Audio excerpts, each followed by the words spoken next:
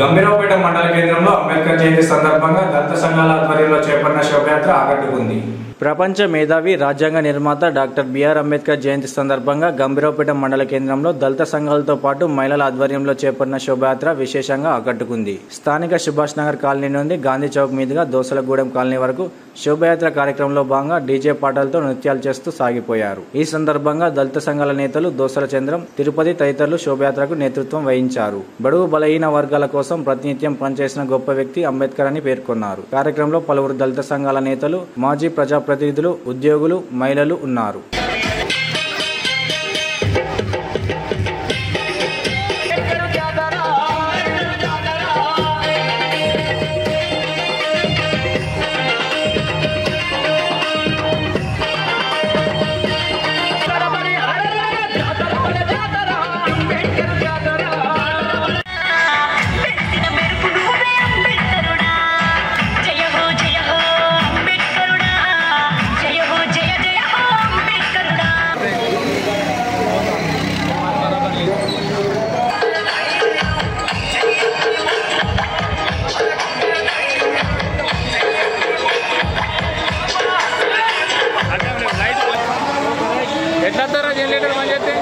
ఈరోజు గంభీరావుపేట మండల కేంద్రంలో డాక్టర్ బాబాసాహెబ్ అంబేద్కర్ గారి 134వ జయంతి సందర్భంగా మన బడుగు బలహీన వర్గాల ఆశా జ్యోతి అయినటువంటి చిన్నతనం నుంచి ఎన్నో ఆటపోట్లు ఎదుర్కొని ఈరోజు రాష్ట్ర అధికార ప్రతినిధిగా ఉన్నటువంటి మన పక్షి హనుమాన్ గారు ఎన్నో వివిధ ప్రజలకు సేవలు చేసినటువంటి ఘనత ఉన్నది.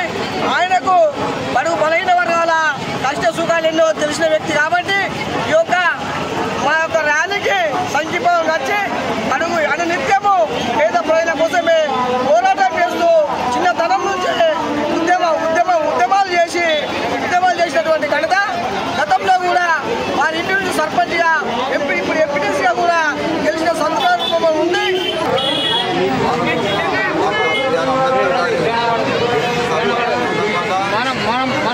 సరే